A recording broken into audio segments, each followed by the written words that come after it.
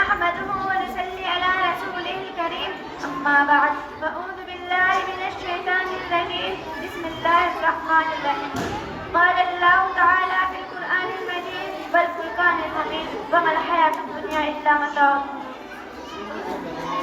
کون رکھے گا آیات میں اس دور متغذی میں کون رکھے گا آیات میں اس دور متغذی میں حالات ایسے ہیں کہ لوگوں کو خدا ہی یاد نہیں قابل احترام اساتذہ اکرام میرے بزرگوں اور میری پیاری بھائی اور بہنوں السلام علیکم ورحمۃ اللہ وبرکاتہ میری تقریر کا عنوان ہے دلوں کو بدل دینے والا پیغام سب سے پہلے میں اللہ رب العزت کا شکر ادا کرتی ہوں جس نے مجھے اور آپ سب کو ایک خوبصورت موقع عطا فرمایا کہ ہم آج یہاں جمع ہو کر چند لمحے دل کی باتیں سنا سکیں میں آج آپ کے سامنے ایک طالبہ کی حیثیت سے کھڑی ہوں میری عمر زیادہ نہیں میرے الفاظ سادے ہیں لیکن میری عمر زیادہ نہیں میرے الفاظ سادے ہیں لیکن میری نیت ہے کہ جو بات دل میں ہے وہ سیدھے دل تک پہنچ جائے میری پیاری بھائی اور بہنوں آج کا دور محسوس ہے ہم سب مصروف ہیں ہم سب بھاگ رہے ہیں بھول گئے ہیں کہ ہم جا کہاں رہے ہیں ہم ہنس تو لیتے ہیں ہم مسکرا بھی لیتے ہیں لیکن دل کے اندر ایک خالی پن سکی رہتا ہے ایک اداسی کی چھپی رہتی ہے اسی خالی پن کو بھرنے اسی ٹوٹے ہوئے دل کو جوڑنے اسی بھٹکے ہوئے دل کو اللہ کی طرف لوٹانے کے لیے میں آج آپ کے سامنے چند باتیں عرض کرنا چاہتی ہوں اللہ کرے میری یہ باتیں میرے اپنے لیے بھی نصیحت بنے اور آپ سب کے لیے بھی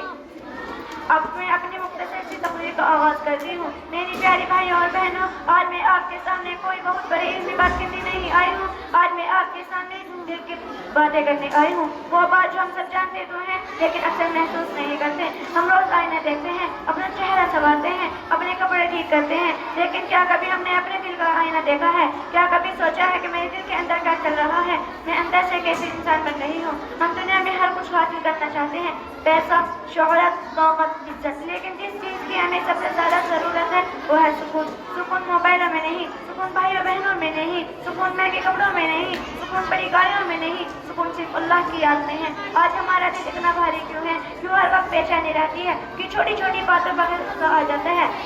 اسی لیے کہ ہم نے دلوں کو دنیا سے جوڑ لیا اور رب سے توڑ لیا سوچو جب ماں ہمیں دعا دیتی ہے تو کیسے مشکل آسان ہو جاتی ہیں جب کوئی مجبور ہمیں بدعا نہیں دیتا بلکہ بدعا دینے کی بجائے معاف کر دیتا ہے تو کیسے اللہ رحمت برسا دیتا ہے لیکن ہم کیا کرتے ہیں ہم اپنے ہی رشتوں کو توڑ دیتے ہیں باپ اور بیٹے کے درمیان دیوار بھائی بھائی کے درمیان نفرت شوہر اور بیوی کے درمیان شک اور پھر کہتے ہیں زندگی میں برکت ہی نہیں رہی برکت کہاں سے آئے گی جب دلوں میں کڑواہٹ بھری ہوگی میری پیاری بھائی اور بہنوں آج اگر کوئی آپ سے نفرت کرتا ہے تو آپ محبت کیجیے اگر کوئی برا بولے تو آپ خاموشی کو اپنا ہتھیار بنائیں یاد رکھیں اللہ کو وہ دل سب سے زیادہ پسند ہے تو ٹوٹ کر بھی معاف کر دیتا ہے آج ہم سب چھوٹا سا وعدہ کریں ہم جھوٹ چھوڑ دیں گے ہم غیب چھوڑ دیں گے ہم دل دکھانا چھوڑ دیں گے ہم نماز کا بوجھ نہیں نعمت سمجھیں گے کیونکہ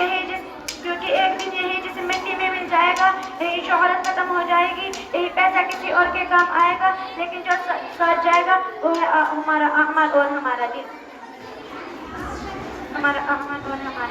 بس وعلیکم السلام اما بعد اعوذ باللہ من الشیطان الرجیم بسم اللہ الرحمن الرحیم جناب صدر اساتذہ اکرام اور میرے عزیز ساتھیوں السلام علیکم مجھے آج